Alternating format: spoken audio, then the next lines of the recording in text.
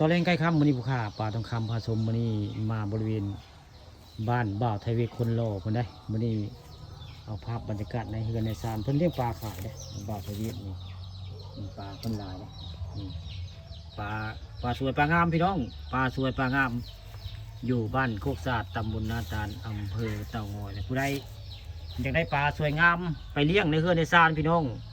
มาซื้อได้เพิ่นลงต้นแต่ตัวละ5 บาทพวกเรานี่ บ่าวไทยเวทคนหล่อคนโสดได้บ้านโคกสะอาดตำบลนาตาลอำเภอเต่างอยบรรยากาศตอนแรงโอ้ท่อลายได้เพิ่นเลี้ยงปลาลายได้นี่ปลาบ่าวไทยเวทเพิ่นเลี้ยงไม่น้อยท่อได้พี่น้องคุณลายท่อลายท่อได้เพิ่นเลี้ยงปลาใส่ท่อมีข้าวปลาคัดแต่พี่น้องปลาคัดเพิ่นก็เลี้ยงได้นี่ก็คือเป็นภาพบรรยากาศในเฮือนในศาลของบ่าวไทยเวทคนหล่อเพิ่นแน่นี่ผู้ค้ามาอยู่เรื่อยได้มื้อนี้นานแล้วบ่ได้มามื้อนี้นี่ก็มีได้ผู้หมูนี่ก็มีได้ปลาสวยงามไปเลยนี่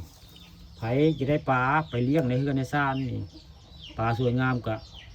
มาซื้อมาหาอะไรเพิ่นในเฮือนบ่าวไทยเวทบ้านโคกสะอาดตำบลนาตาลอำเภอตะงอยเพิ่นเลี้ยงหลายได้พี่น้องเลี้ยงหลายแล้วนี่มีหลายเผ่าพันธุ์ได้นี่หลายสีสันได้ปลาเพิ่น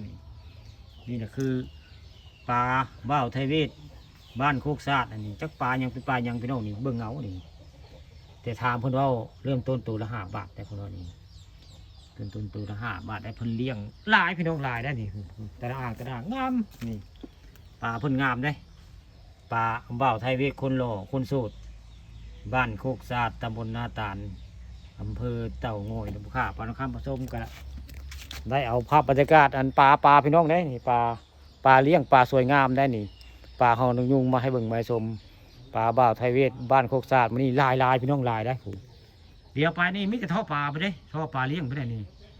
นี่คือท่อปลาเลี้ยงบ่าวไทยเวทบ้านโคกสะอาดตำบลนาตาล